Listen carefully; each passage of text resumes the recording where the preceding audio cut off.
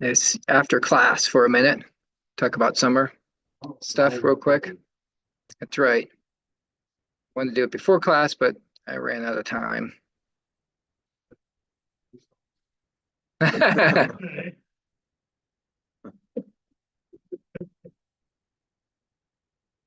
Okay.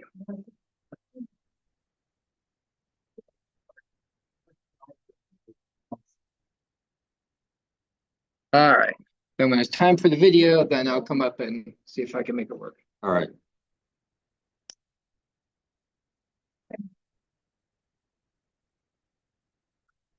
Good evening. Welcome to our study in the life of Christ. We're still in part one. Sorry about that. We've done a lot of background material at the front that maybe I should have waited to do as we came to it. I don't know, but anyway, that's where we are. And we looked last week at who was this King Herod.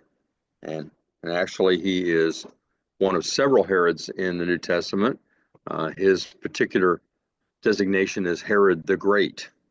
And we found out how he became king over Israel, especially not being a Jew, certainly not in the line of David, and learned something about his wickedness. We're going to continue with that tonight. And this time we want to learn about the identity of the Magi. Just who are they? The wise men.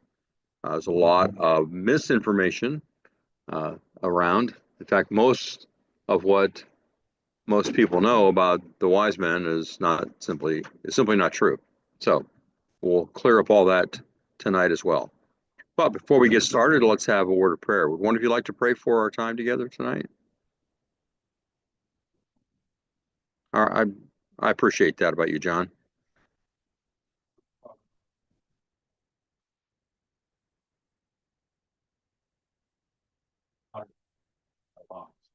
Lord, we thank you for Bill and the time he's put in this, for the time that just the hours of research over the years that we can sit here and we can take profit from. Lord, again, thank you for the fact that you're a God, you're a Redeemer, you're the one who loves us so. In your name we pray. All right, thank you, John. We are in, and I walked off without my book. And so what section are we in, or what page are we on in the page 28 in the textbook, or in the workbook? In the workbook. And what page in the textbook? 34. So let's remind ourselves what's going on here. And would someone like to read the scripture text there from Matthew 2 on page 34, just to refresh our memories as to what we're looking at here tonight? Any volunteers? Yes. In the days of King Herod, wise men from the east arrived in Jerusalem, saying, "Where is he who is born King of the Jews? For we saw his star at its rising and have come to worship him." When King Herod heard this, he was deeply disturbed, and all Jerusalem with him. So he assembled all the chief priests and scribes of the people and asked them where the Messiah would be born. Let's hold on a second there, just to make sure we understand what's going on with what it says there. It says that Herod was disturbed. Why would he be disturbed? I'm not sure if that's a question on your page in the workbook or not. But why would Herod be disturbed? Why would particularly this King Herod, be disturbed over the news of that these wise men are looking for the one who was born King of the Jews? Because he was the de facto king of the Jews, but how did he get there? Was it because he was in a particular royal line?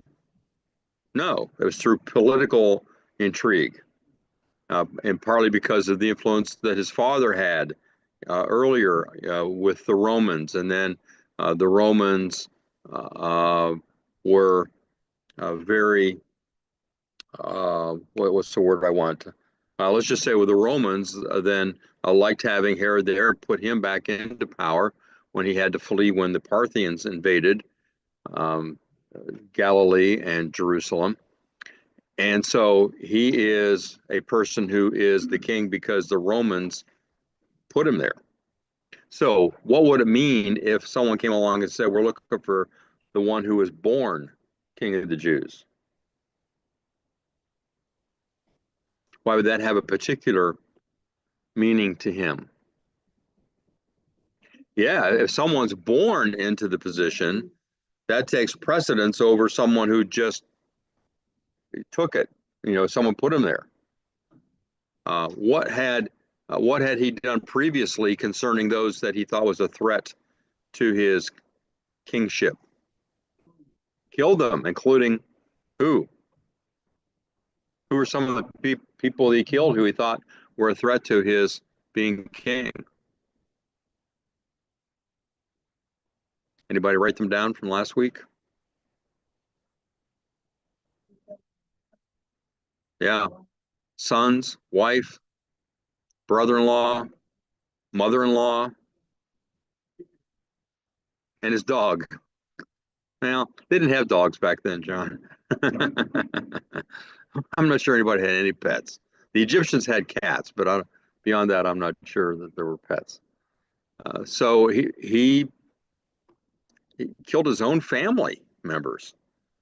So what's his likely reaction going to be when he hears that there is someone outside his family who might have aspirations to his throne? Not going to be good, right? So let's see what happens.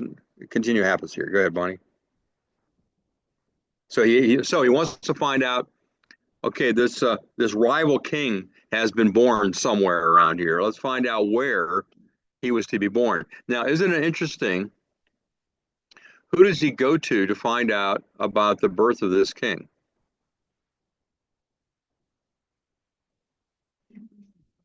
Now, why would he go to them? Not to the doctors, not to the local hospital. There wasn't one.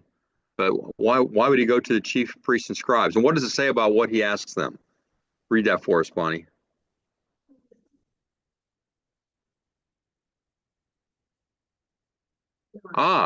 What assumption is he making about what the wise men are asking?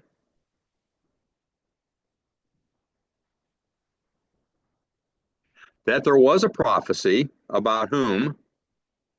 The Messiah. Now, did the wise men say we're looking for the Messiah? What did they say? Where's the king? So Herod understands something that some of the scholars at the time, some of the religious leaders at the time didn't seem to understand, and certainly that some don't understand today. And that is that the promised Messiah would also be the promised king. And so he understood that somehow. He had enough religious training to get that part right. And so he is looking for where the prophecies say that the Messiah, king, would be born. So what does that tell us about what he believes about what we call the Old Testament?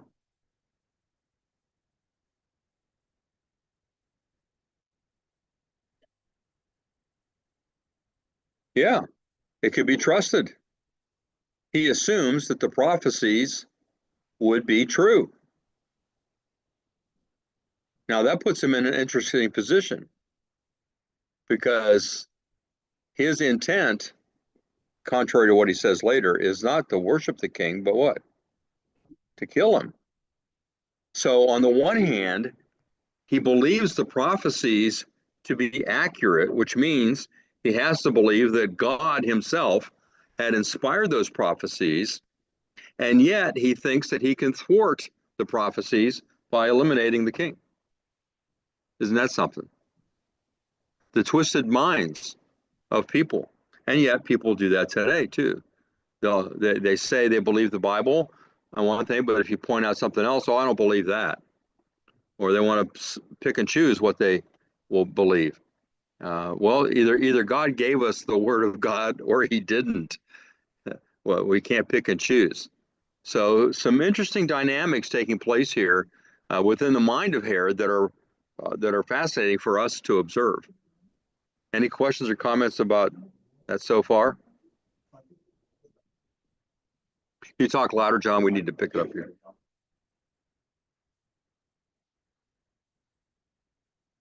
Tell Marcia she'll repeat it then. Submission? Yeah. Hey, Mm-hmm. Rather than the agenda that God put us to.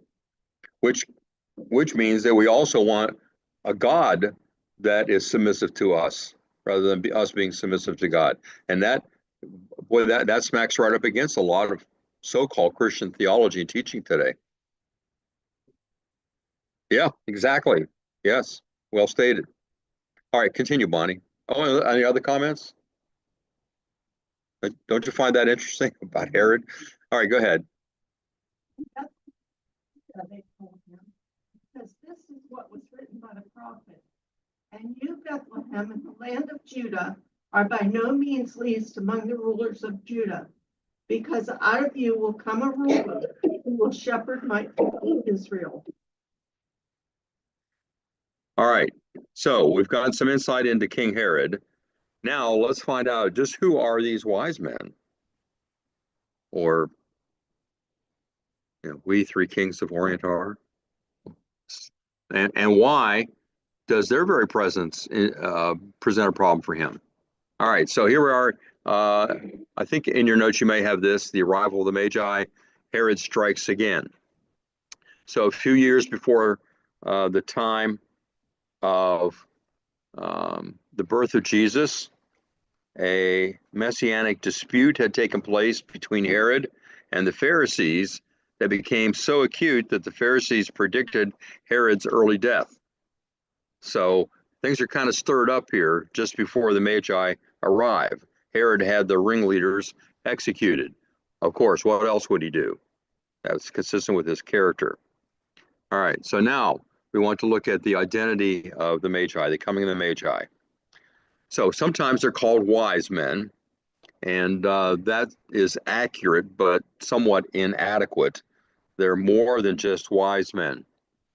These wise men were members of an Eastern priestly tribe. Eastern meaning east of the area of Israel, the Levant, it's sometimes called that whole area, over into the area of Persia. They were descendants of people originally associated with the Medes. Do you remember the Medes? Who were the Medes? What do you associate with the Medes? The Persians, because the empire was often called the Medo-Persian Empire, the Medes and the Persians. And sometimes you find that phrase in the Old Testament, the Medes and the Persians. Well, the Persians were the dominant of the two, but they incorporated the tribes of the Medes, or the tribe of Medes, into their kingdom. In fact, we even go back further than the Persian Empire. We can think about Nebuchadnezzar. Remember Nebuchadnezzar? What was his great claim to fame? That was one of the seven wonders of the ancient world.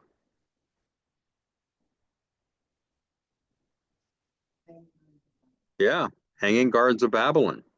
And for whom did he build that great garden? Possibly tiered garden with fountains and waterfalls and all that. Why? For whom did he build that, and why? For his wife. What does any man? Why does any man build a great something great like that for his wife, and why?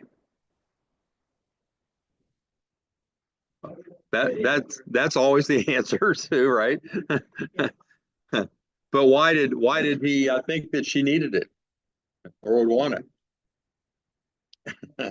She was a Mede from up in the mountains of Mede or Media, and so she was homesick. So he built this to remind her of home. It was like her own mountain forest and garden and all that. All right, so the Medes have figured prominently in the history of the world to this point from time to time. And these wise men were traditionally from or associated with that tribe, the tribe of Medes, and they became a priestly tribe. Can you think of another group of people that were a priestly tribe? Judah was not priests. We're not priests. In Israel, who are the priests? The Levites. So we can associate that in among the Medo-Persians, the Medes were a priestly tribe similar to the Levites among the Israelites. All right. Now, in their religion, there's some interesting parallels. In their religion, they reverenced fire as the principal element of worship and had an altar with a perpetual flame. They had another altar for blood sacrifice. The fire from the perpetual flame was used to burn the sacrifice, which was then eaten by both worshiper and Magian priest. They carried small bundles of divining rods that they used in their ceremonies, kind of like what the high priest had, the Urim and Thummim, to divine what God wanted. They believed, and here's the most compelling comparison. They believed in distinguishing between certain kinds of unclean animals, including insects and reptiles. So they had clean and unclean animals. They were very ritualistic about ever touching or disposing of a dead body. To their own pagan religion, as they started out, historically, historians will look at this and say that at some point they seem to have become monotheistic, one God.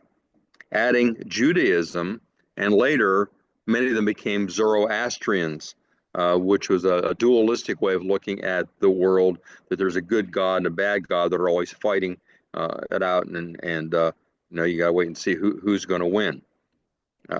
Like a lot of Christians, they kind of look at God and Satan that way, because they consider that Satan has equal power to God, and we're just waiting to see who can win. Now, they were very skilled in astronomy and astrology. What's the difference between astronomy and astrology? Can you keep those two things separate? What's the difference?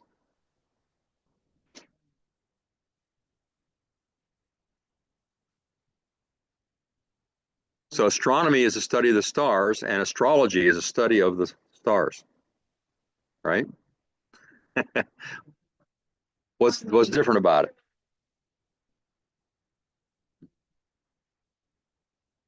Yes. So the two words I use are, one is science and one is superstition.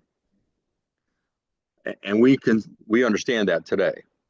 You understand that if you were to look at a horoscope, that would not be science. I mean, some people kind of think it is, but it's not the same as studying the stars. But at that time, they didn't really understand things that way. They just lumped it all together. And so the Magi were, because they were the priestly tribe, they were very skilled in observing the stars. And part of the reason for that was so that they could do astrology and see the meaning in the stars. So they were scientists and also superstitious or religious about it. They had a very deep interest in science generally, which prompted an interest also in occultic things or sorcery. In fact, the origin of our word magic is magi. Again, they combined science with occultic practices. So they might be studying the elements like we consider the elements of chemistry, whatever. But their purpose sometimes was to figure out a way to, just as a wild example, turning iron into gold or lead into gold, as they were still doing in the Middle Ages, trying to figure out how to do that. So they were scientists, but also occultic in some areas. So who were they? They dwelled at or near Babylon, and the Magi, let's see.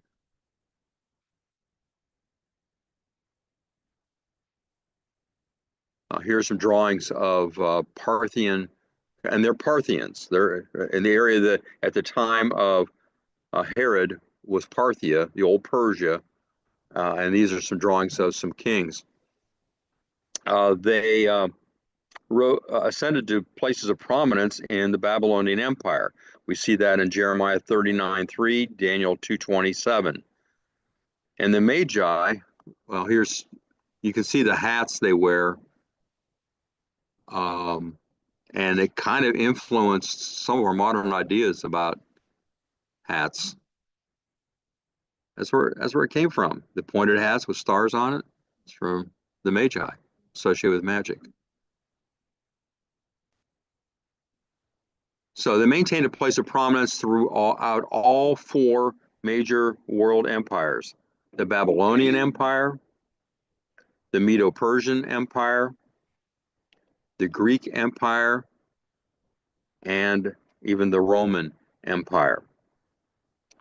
When they appear, they always appear with tremendous political power, and they were consulted by rulers for advice. That's how they got the terminology of wise men, or the title of wise men. The royal bench of judges was all chosen from the Magi. You see that in Esther 1:13. The name of the wisdom of the Magi, which was the code of scientific and religious wisdom, was called, see if you've heard of this, the Law of the Medes and Persians. So that sound familiar? That was the codified body of knowledge of the Magi. We find that in Daniel 6 and also Esther 1 again. They were so powerful. Well, and you remember that I think in both those instances, the reference to the law of the Medes and Persians was that not even the king could break the law of the Medes and the Persians. So the Magi and their scientific code and political code had power over the very emperor of these empires, Babylonian and Persian particularly. They were so powerful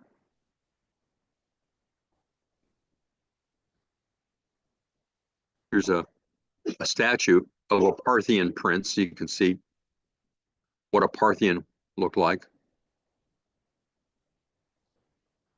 They were so powerful that no Persian could ever be able to become king except under two conditions.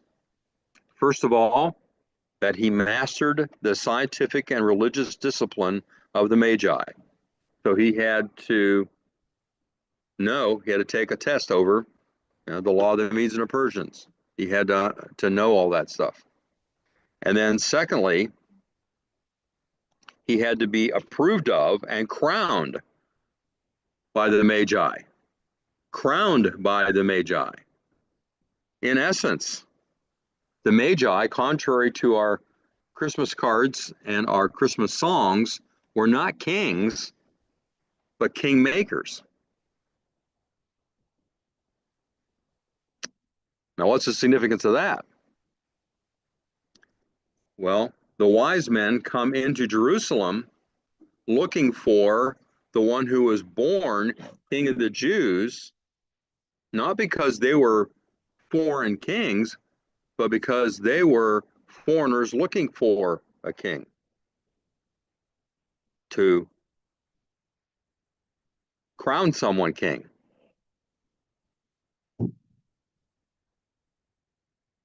Any comments so far or questions? During the Babylonian captivity of the Jews, Daniel became chief of the Magi. In Daniel 4:7-9, he is called in Hebrew Rab Mag. Rab meaning chief, Mag short for Magi, which brought the Magi. You can imagine if Daniel is the chief of the Magi, is he going to share with them his knowledge of prophecy that God had given the Jewish people? They're interested in and all kinds of science and religion. And I got to think that Daniel had a great influence on them, speculating that that would be true. I can't think that the one who wouldn't even eat the food that was given to him by Nebuchadnezzar, and the one who prayed even when he was told not to, that he wouldn't have also, if he's in charge, shared what he knew about his God. So Daniel was able to dispense to them all of his knowledge of the Old Testament, and it would have included, I believe, the prophecy of Balaam in Numbers 24:17. Now, what do you remember about Balaam or Baalim? Who was Baalim?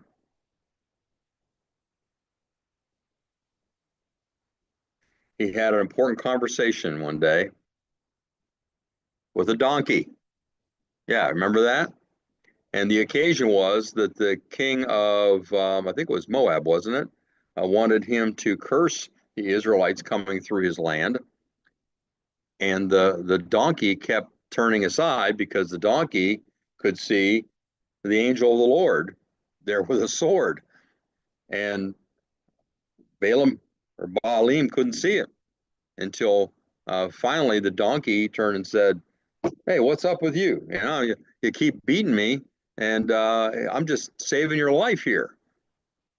And of course, the really odd thing about that whole event is not so much, in my mind, the donkey talking, but Balaam talking back to the donkey. That seems kind of odd that he would have done that. But anyway, so when he finally does go there, and he can't curse Israel. Instead, God gives him a blessing that comes out of his mouth. And one of those, or part of that blessing, is Numbers 24:17, where he says, "I see him, but not now." So he's looking down at Israel. "I see him, but not now. I behold him, but not near. A star," in the future, "a star shall come forth from Jacob, and a scepter shall rise from Israel." What's a scepter? Yeah, indicates royalty. "And shall crush through the forehead of Moab." So this king of Moab wants Baalim to curse Israel, but the prophecy is that sometime in the future there's going to be a king that will crush Moab and tear down all the sons of Sheth. All right, so keep in mind the Magi, from generation to generation, at least some of them would have handed down these prophecies that Daniel had made them aware of. And I believe that that's where these Magi come from.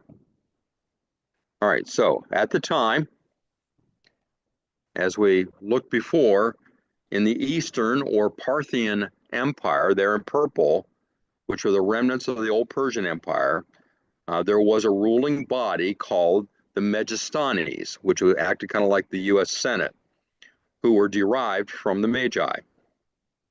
One of their duties was to have absolute control over the selection of a king.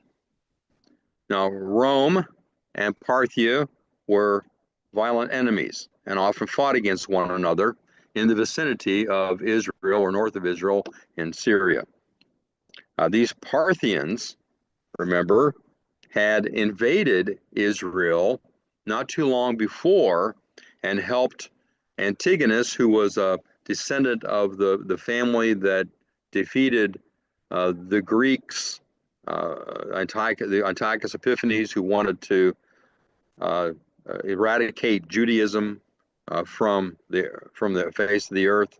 And the Maccabean revolt was Jewish leaders and people, soldiers fighting against them, eventually defeating them, and established then a family that would rule over Israel for a number of generations, called the Hasmonean family. And Antigonus was one of that family. And we won't go back over the history of what happened with him, but he had been driven out of Jerusalem, and he arrived with the Parthians to drive out the Roman influence, which was embodied in Herod and his brother Phaziel. Remember, Phaziel was in charge of Jerusalem. Herod was in charge of Galilee. The Parthians come in, they capture Phaziel and are taking him back to Parthia when he dies, either suicide or they killed him. Nobody knows for sure. And Herod ran for his life with his family, first of all to Masada, and he left his family there, went to Petra, tried to get the king there to help him. He refused, and so he went to Rome. He was received with great honors by Rome, and they said, yeah, we're going to make you king over the whole area. So he came back with a Roman army and drove the Parthians out, the Parthian Magistanes. Well, they did not take that lightly. They continued to want to fight against Rome. But their king, Phraates IV, was unwilling. There was such unrest in Parthia that a few years before, in 10 BC, the king's new queen convinced him to send his sons, which were her stepsons, to Rome for their safety.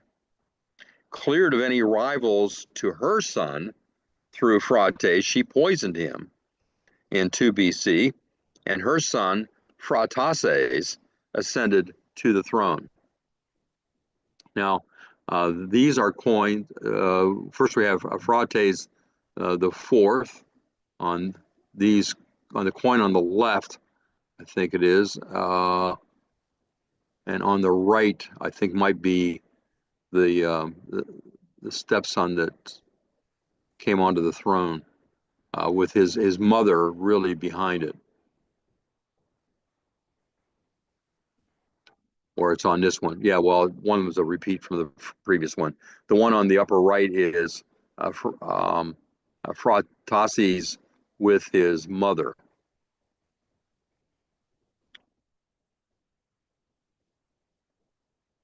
In fact, Phraates, a few years later in AD 2, married his mother and began issuing coinage with both of their portraits on it.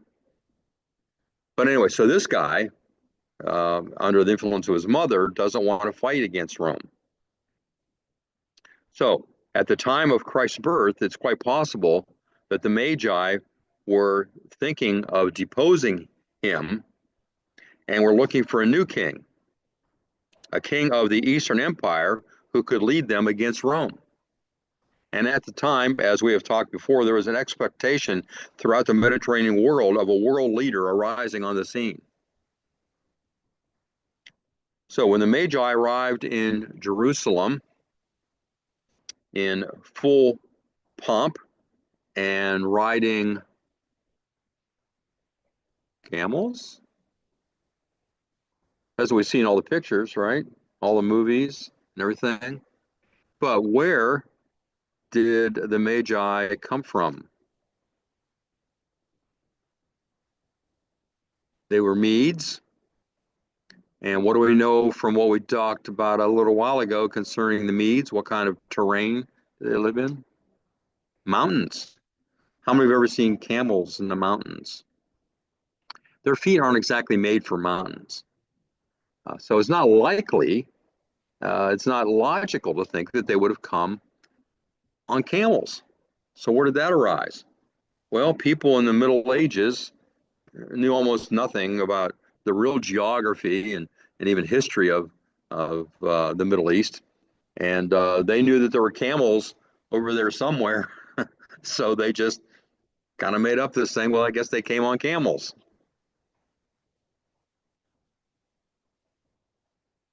But what did the Parthians ride? Well, we have drawings of the Parthians. For example, this one is a Parthian light horse cavalryman. You can see on horseback there.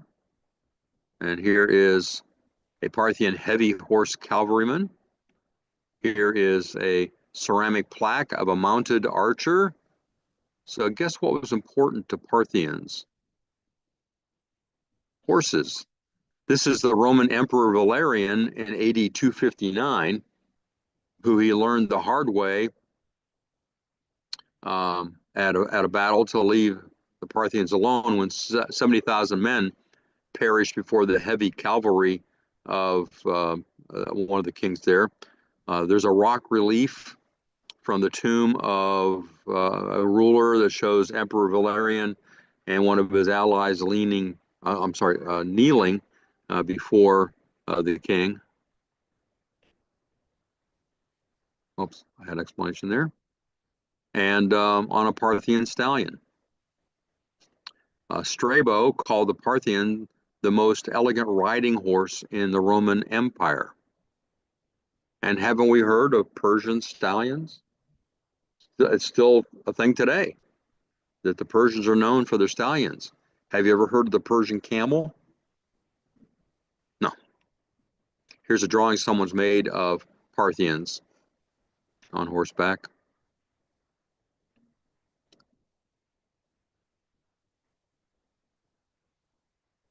And of all the paintings and pictures that I have looked at over the years, they almost always have the Magi coming on camels. I found one. I thought, how did this guy know? And I don't even remember where I found this. I don't know who painted this, but here's the Magi arriving in Jerusalem on horses. Thought, okay, this guy knew what he was doing. So the Magi arrived in Jerusalem. They're important people. They didn't sneak in. They came in their full pomp and force on Persian steeds with conical hats made of felt with long side flaps extending to the chin. And when Herod saw them, he was very fearful. I mean, we talk about three kings coming, or three wise men, but it's probable that there weren't just three of them. There may have been a large number of them with probably 1,000 Persian mounted cavalry. So there's an army coming in looking for the one born king of the Jews. Now he's starting to get another idea of Herod's thinking. Not only are they looking for someone to usurp his throne, but they're coming with a lot of force. And it just so happens, to top it all, at the time, Herod's own army was not in Jerusalem. It was on a mission helping Rome put down an insurrection in Syria. So Herod is left helpless. So what happened?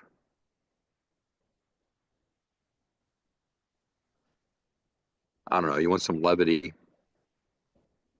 Here are the top 10 things overheard on the wise men's journey to Bethlehem. Man, I'm starting to get a head rush from this frankincense. You guys ever eat camel meat? I hear it tastes like goat. If you think this road is rough, you ought to take the road to Galilee sometime, or New Middletown. You know, I used to go to school with a girl named Bethlehem. If they can send a man to Damascus, why can't they make a saddle that doesn't chafe? What kind of name is Balthazar anyhow? Balthazar is one of the traditional names for one of the wise men, if you didn't know that. I hope we get to an oasis soon. My butt's starting to go numb. Some of you experienced that driving. Hey, do either of you guys know why myrrh is spelled with a Y instead of a U? Okay, whose camel just spit? And the number one thing overheard on the wise man's journey was, all this staring at a star while riding a camel is making me woozy. All right, let's get back to the serious history here. Here is King Herod. Let's look now at the verses we have there, Matthew chapter 2, verse 1.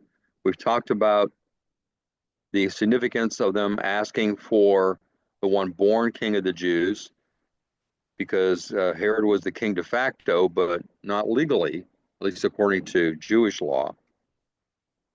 The Magi say they saw his star in its rising. I think it said in the text that you have there.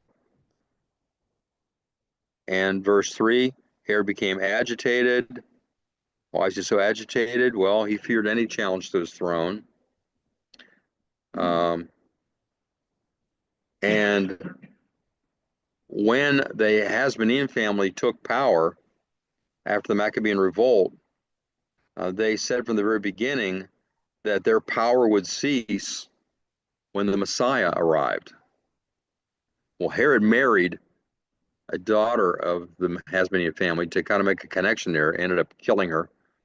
But so he's afraid of that also, that the Messiah coming would cause the Jewish people to begin to rally around him.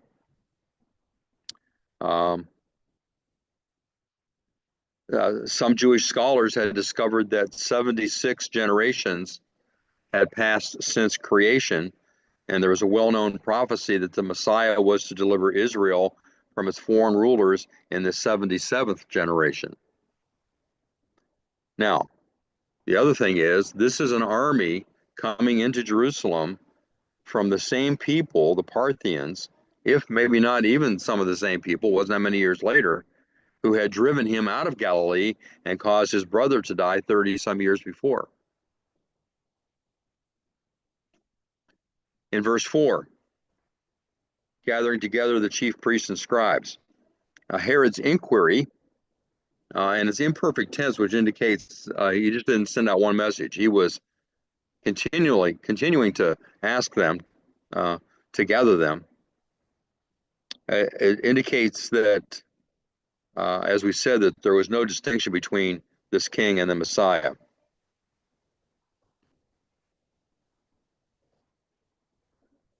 In verse 5, we have the scribes and Pharisees knew the answer without hesitation,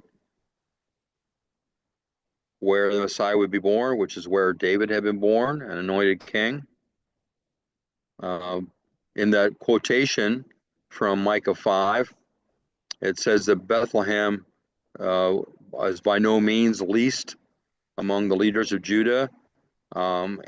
And it would have been considered least because it's not even mentioned in the Hebrew text of the cities of Judah in Joshua 15.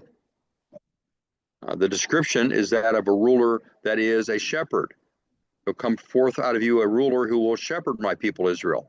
Was Herod a shepherd kind of ruler? No. So there's another distinction there that would have caused him concern. Okay, then verse 7, we have the Herod secretly calling them. Why would he do it secretly? Why would Herod call the Magi to see him after he found out where he's born? Why would he call them secretly?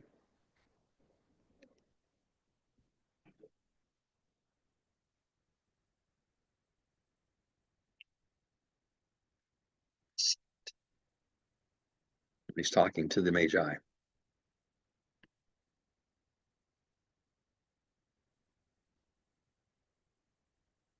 Who's them? Well, whether he called them secretly or not may not have made a difference in that way.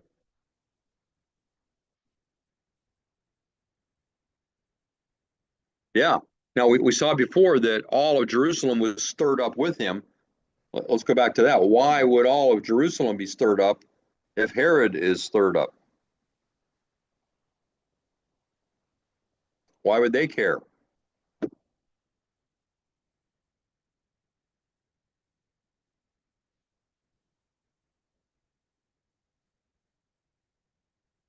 Yeah, when Herod gets agitated, people end up dying. So I think that's why they were agitated as well. So he calls them secretly because he doesn't want the people to get agitated the wrong direction and look for a chance to overthrow him. And then, of course, he sends them to Bethlehem. I've already mentioned that he is giving into this a little bit because his army is not in town. And he says, first he inquires the time the star appeared. In other words, he wants to know, how long has it been since you saw this star announcing his birth? Why does he want to know that? He wants to know how old the child is. Yeah. And then we come to the idea of the star. Let's see, do we want to a lot of speculation concerning the star. I've read so many different articles about this over the years. Some think it was a comet. What's the problem with a comet? Why couldn't it have been a comet? A comet moves, and then what? Then it disappears. Yeah, yeah, right. So, well, it doesn't exactly burn out; it just keeps going because, like Halley's comet comes back every what is it, 70 years? It comes around. Um, and in fact, Mark Twain was born on the date that Halley's comet was coming by, and he died the next time it came by. Halley's comet continues to make the rotation. So it can't be a comet. It doesn't fit the description. So some have suggested, well, maybe it was a nova, a bursting star or something, but that doesn't fit the criteria either. One idea that came to my mind a few years ago that I recently saw somebody else had come up, or I heard somebody talking about it, and that is that maybe it was simply the angelic glory of the angels appearing to the shepherds that, all the way over in Parthia, they saw a glow in the sky or saw it and said, oh, it looks like a star. And that was the best solution I could come up with because none of the other explanations seemed to fit very well.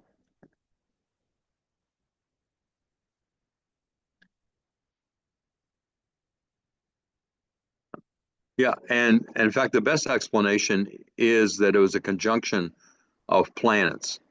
And we're going to watch a video that talks about that. But whatever happened in the sky indicated a birth.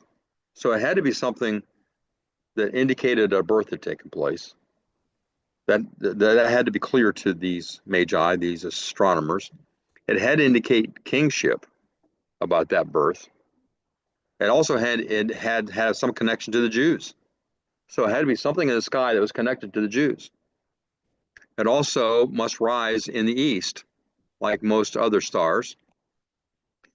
It had to appear at an exact time.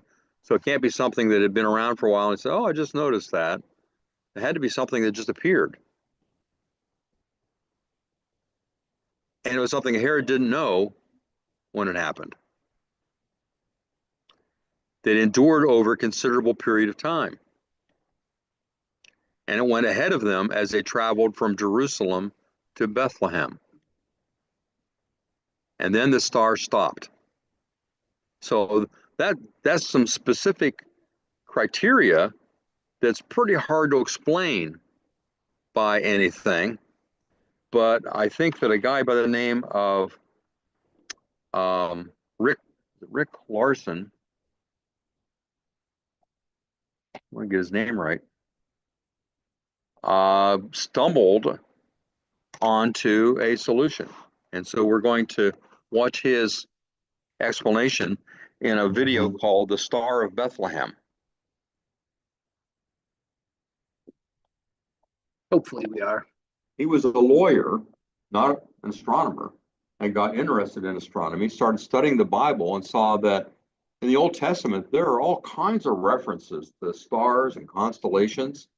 In fact, I would recommend to you a book by D. James Kennedy. Are you familiar with D. James Kennedy? Yep. Yeah. He wrote a book, and I can't think of the title right now, but about the stars, about the message of the gospel in the stars, and how and how the constellations proclaim the gospel of Jesus. You know, we as evangelical Christians, we are so against astrology that we don't want to consider that there might be something in the stars that was a message, but God put it there. And Kennedy not only goes into the main constellations, but the constellations within the constellations and how they all tell the story of Jesus. And Larson saw this in the Old Testament and began to wonder about what he could find. Now, I don't know if you know, there's a computer program that you can buy. Last time I saw it was about $50. And with this computer program, you can put in any date in history from any perspective in the world and it'll show you what the sky looked like on that night. How can they do that? Because it's all mathematical. Newton discovered that. Isaac Newton, Johannes Kepler knew that. I should say Kepler rather than Newton.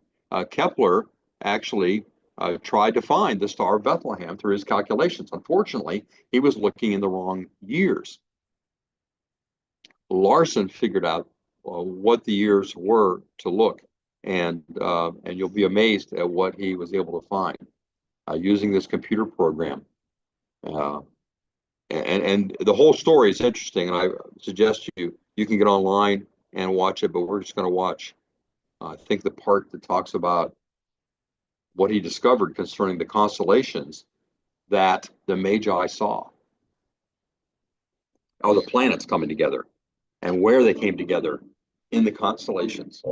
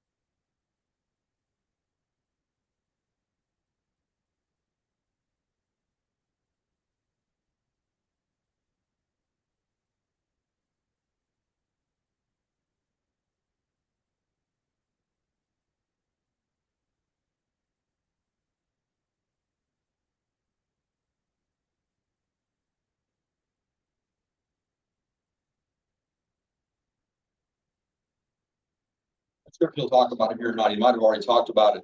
But the dating of Herod's death has always been considered to be 4 BC, but that's based on a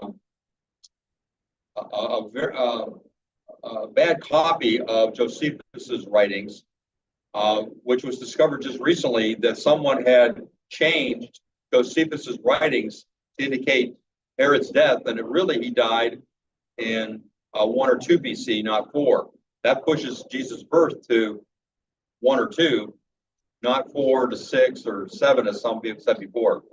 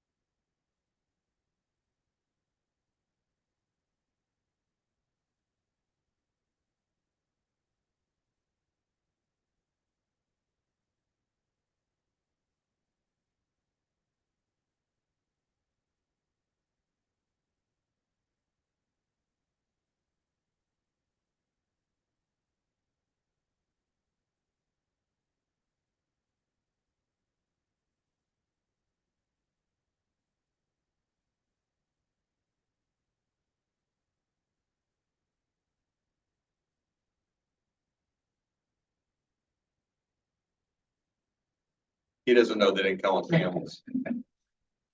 He knows a lot, but he doesn't know that.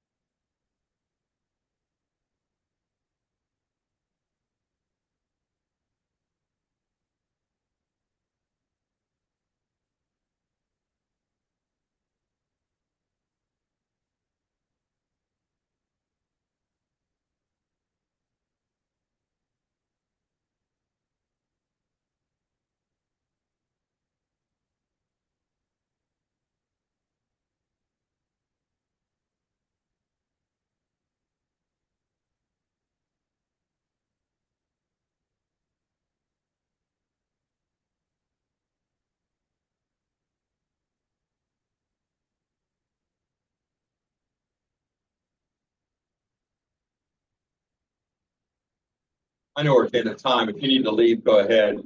I don't want to stop it in case you want to see the rest of this, because it's pretty interesting.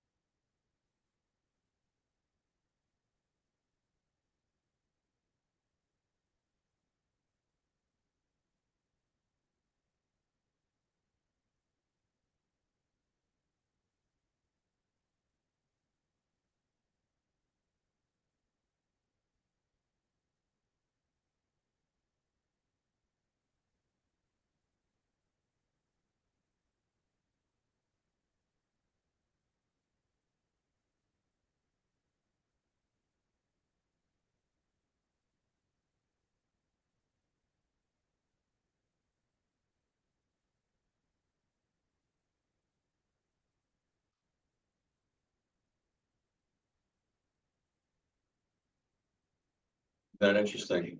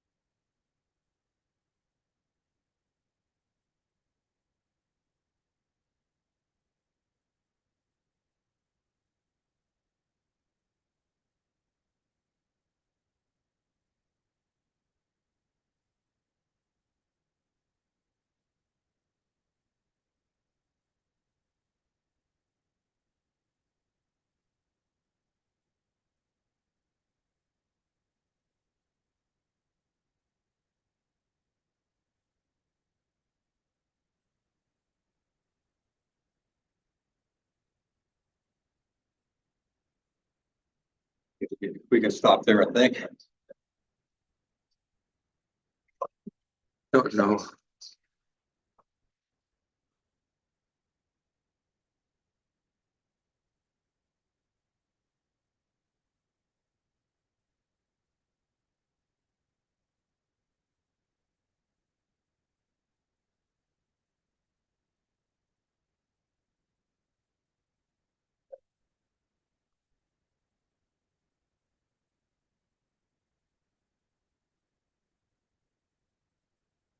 I don't know where the controls are for this.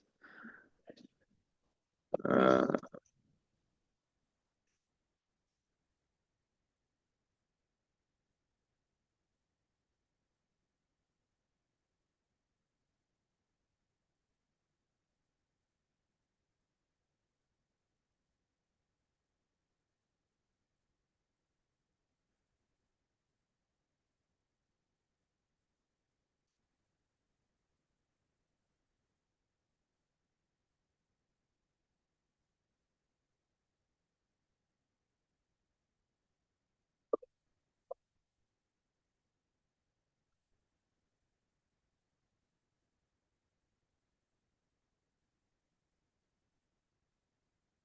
okay, if you want to watch the rest of that, you can either borrow my DVD or you can go online and find the movie is there.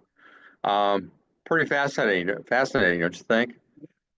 So one of the weirdest things is that it was on what we consider Christmas that the Magi came bearing gifts to give to not the infant anymore, but the baby Jesus, who was actually born in June.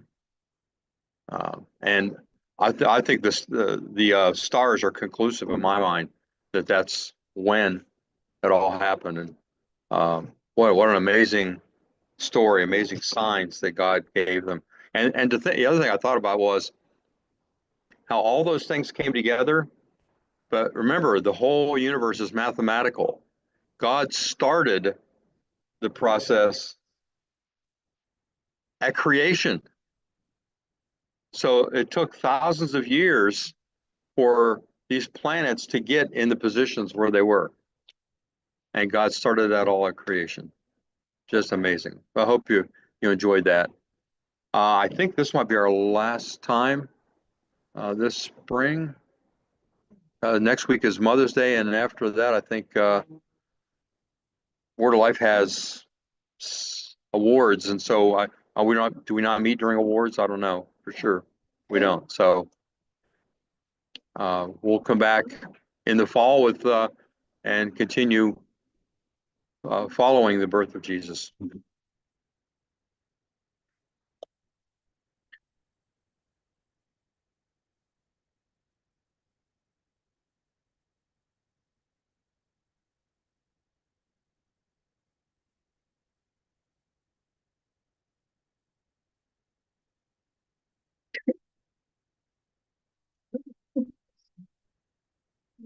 Yeah, I think so. It explains so much.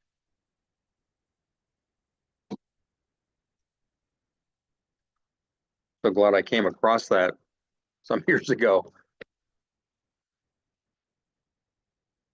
Yeah, I wondered. Was it time on block? Yeah, but here's a scientific explanation for the retrograde motion of planets that actually appear to stop, even though they don't, but they appear that way.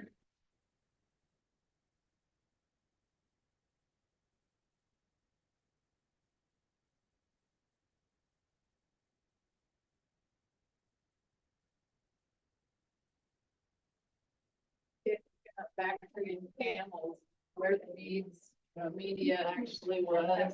Yeah. Would there have been camels there? Well, yeah, there very well could have been camels there. There are nowadays, but they wouldn't be riding them. They would have been No. riding the horses. Yeah. That's what. They were primarily used for cargo. Yeah. So yeah, they might have had some camels with them. They weren't riding them. Yep. And especially with their reputation as being racers of horses. Yeah, right, yeah. I think the only ancient peoples that I've come across that ride camel, rode camel. Yeah. Yeah. Yeah. That's where they live. Oh yeah, I will never ride a camel again. Couple times was enough. I got hurt every time I rode one. Oh yeah, I've never been on an elephant.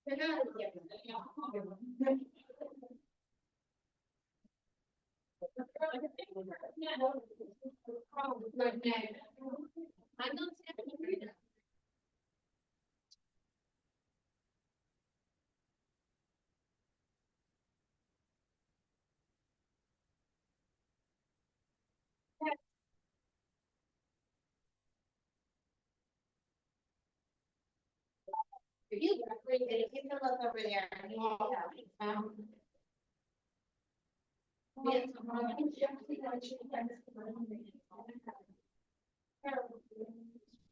I thought you were my dad. Yeah, your shirt like looks like a shirt that my dad. So, Like there's a few like light blue and the yellow is a little bit brighter. I'm just here to try to confuse you, that's all. Yeah. Doesn't that kind of look like a shirt you have? Like if the yellow was brighter and there was lighter blue streaks in it. I guess. I do have a yellow shirt, but. Yeah. Don't you think? It would be exactly the same. There's so many.